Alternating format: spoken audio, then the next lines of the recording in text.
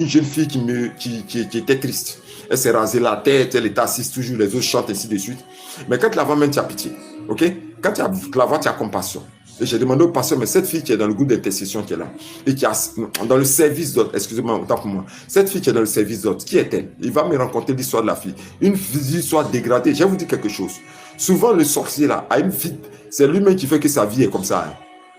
Quand tu écoutes son témoignage, tu écoutes un témoignage, tu vas voir que sa vie est dégradée. Son papa est mort, sa maman est morte, elle vit seule dans une maison inachevée, elle ne mange pas, elle souffre, elle ne peut pas s'habiller, tout. Tu dis, oh, j'ai pitié. Or, elle est reine dans le monde là-bas. Okay? Elle est établie sur un trône royal où elle a tout. Elle a boy, elle a chauffeur, elle a avion, elle a piscine, elle a villa, elle a tout. Elle est reine là-bas avec des serviteurs. Mais dans le monde spirituel, ils font pitié. Tu les vois misérables, pauvres, les habits déchirés, des conditions de vie déplorables. Et puis toi, tu dis, tu vas avoir pitié. Moi, c'est l'erreur que j'ai fait. J'ai pris une reine sorcière par la pitié, sans le savoir. Parce que je me suis dit, au début de ma conversion, au début de mon ministère, quand je voyageais, j'ai pris cette soeur, je l'ai envoyée chez moi à la maison. J'ai dit, viens, assieds-toi chez moi à la maison, je vais t'aider. Quand je l'ai pris, le pasteur m'a dit, ah, prophète, la fille, elle a une histoire bizarre. Et non, c'est pas grave.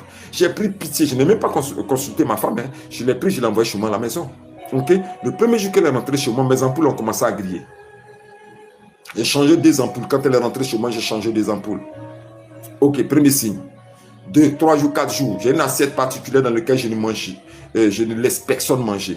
Parce que je ne veux pas un étranger vienne envoûter mon assiette. Donc moi, j'ai une assiette particulière que j'ai achetée, qui est une assiette en terre cuite.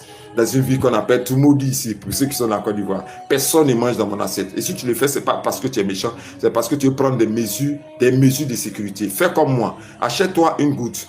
Achète-toi tes propres cuillères. Achète-toi ta propre assiette. Achète-toi ton propre verre. Personne ne doit boire dans ça. Écoute-moi, je suis en train de parler. Ce n'est pas la méchanceté, c'est la sécurité. Parce que souvent, quand tu prends des mesures de sécurité comme ça, les gens disent qu'il est méchant. Le monsieur qui arrive chez lui ne mange pas les gens. Même le même verre, même, il ne mange même pas la même assiette que nous. Il a ses cuillères particulières. Et puis, le tout de méchant parce que ce monsieur ne partage pas ces choses. Mais c'est pourquoi il ne le fait pas.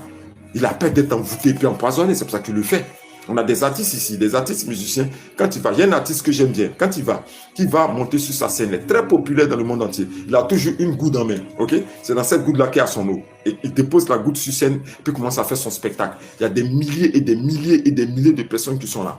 Ok, en Côte d'Ivoire ici. Mais il a toujours son eau en main. C'est ce que les gens appellent ici, parce que je le regarde. J'aime son comportement de sécurité. Il a la voyageur, lui ont donné une eau, lui ont demandé de boire une eau de bouteille, il a refusé. Il allait quelque part, lui ont demandé de toucher un cheval blanc, il a refusé de toucher le cheval blanc. Pourquoi est-ce qu'il a fait ça? Parce qu'il est prudent. Il sait ce qui se passe dans le monde spirituel. Je sais que vous connaissez l'artiste. Donc, voici ce qui se passe. Écoutez-moi très bien, je vous dis. Donc,